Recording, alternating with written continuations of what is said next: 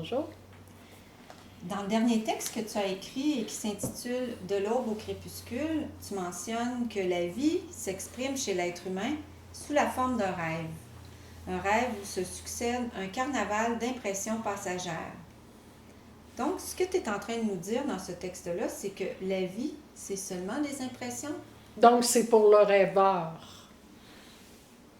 Le rêveur s'identifie au rêve. Donc, il ne reçoit qu'un carnaval d'impressions passagères. Le rêveur se prend au sérieux et prétend qu'il est quelqu'un. Mais finalement... C'est pas grave, c'est juste un rêve.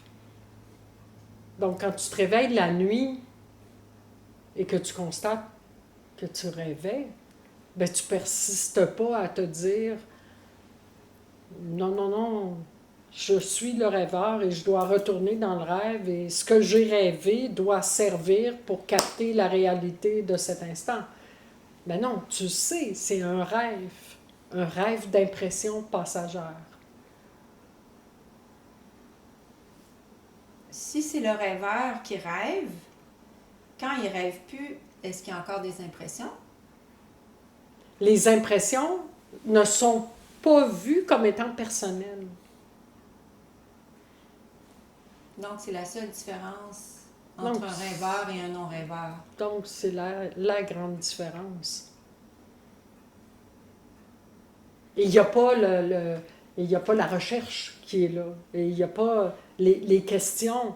Oui, mais pourquoi moi, telle chose m'arrive? Oui, mais pourquoi ceci et pourquoi? Et est-ce que c'est réel et est-ce que c'est pas réel? Les questions tombent. Tandis que chez le rêveur, chez le rêveur qui est identifié, ben, il y a vraiment une tragédie personnelle qui se vit.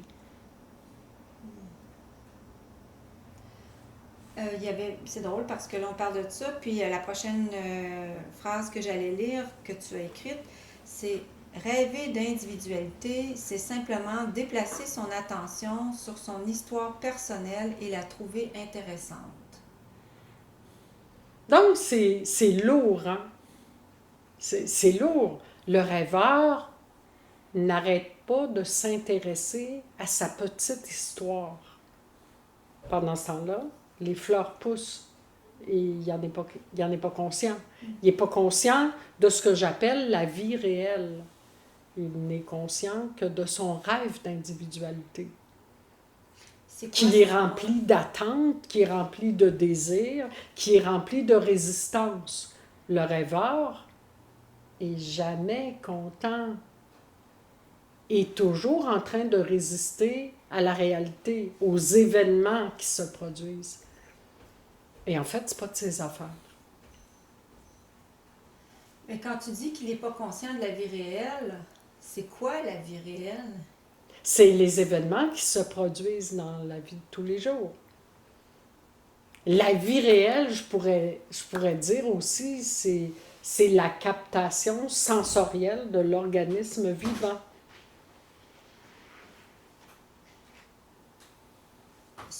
Qui n'est pas une interprétation personnelle, qui n'est pas une interprétation fondée sur la mémoire individuelle.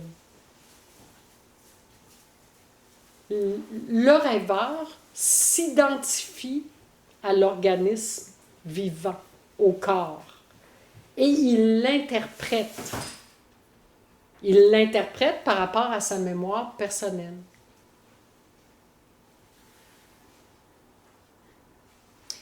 Tu écris aussi que de ne pas s'identifier au rêve d'individualité ne changera rien, ou de s'identifier plutôt au rêve d'individualité ne changera rien au cours de la vie de cet organisme auquel on s'identifie.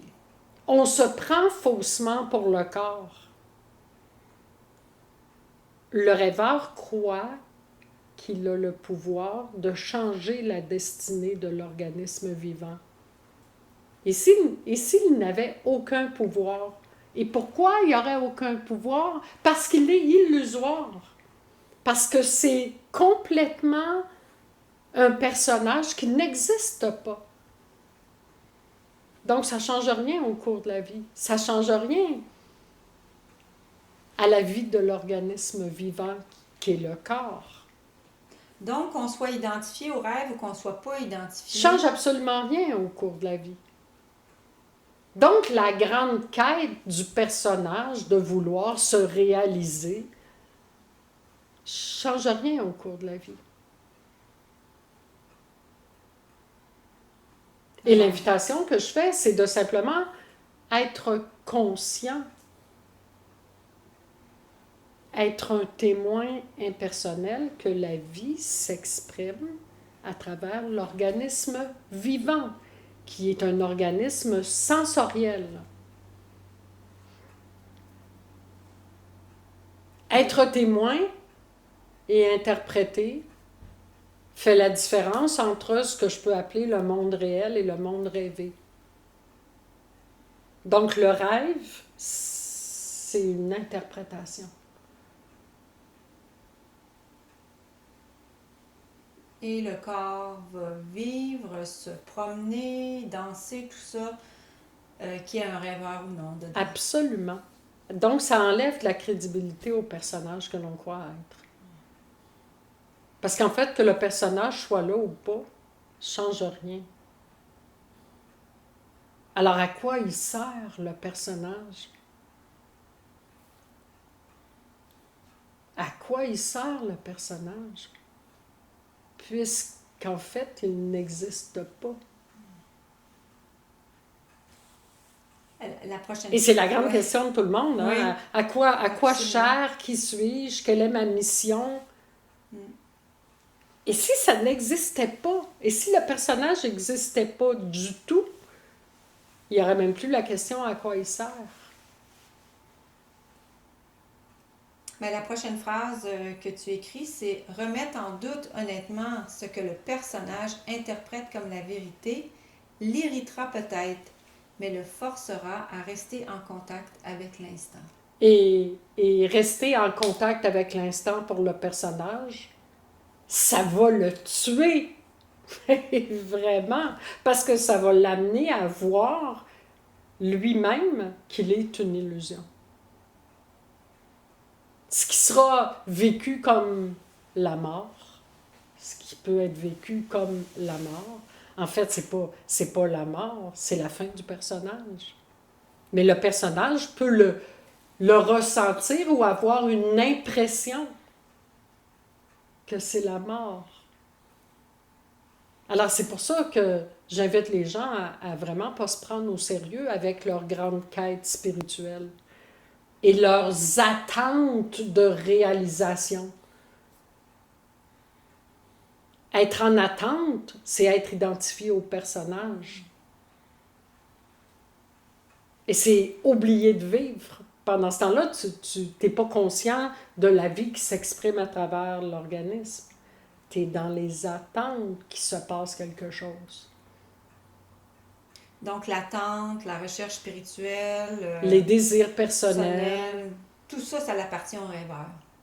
Tout ça, ça appartient au rêveur. La résistance que l'on a avec les événements à tous les jours. Ah, c'est plate, il pleut. Ah, je devrais vivre dans un autre pays. Ah, il m'arrive toujours des malheurs et blablabla, blablabla. La résistance à notre apparence. Je suis trop grande, je suis trop grosse, je suis trop petite, je suis trop rousse.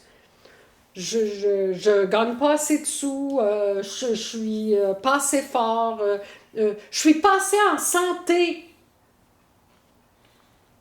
Tout ça, ça fait partie des attentes, du désir que la vie se passe autrement. Mais je vais terminer avec une phrase que tu as écrite aussi qui clôt bien cet échange-là. Ça dit « La vie n'attend pas tes grandes prières ou tes intentions particulières pour se manifester. Le pouvoir d'intervenir que s'invente le personnage dans le monde du rêve est le reflet de son insécurité. Son rêve est donc bâti sur l'insécurité imaginaire. » Merci Betty. Merci. Les questions ou réponses de Betty sont un extrait d'un texte récent qui sera publié dans son infolette ainsi que sur les réseaux sociaux. Si vous désirez rencontrer Betty et écouter son témoignage, elle offrira des rencontres dans les Laurentides à Morin Heights le 11 septembre 2016. De plus, elle fera des rencontres en Europe du 23 septembre au 10 octobre. Tous les détails sur son site web www.lagrandejoie.com.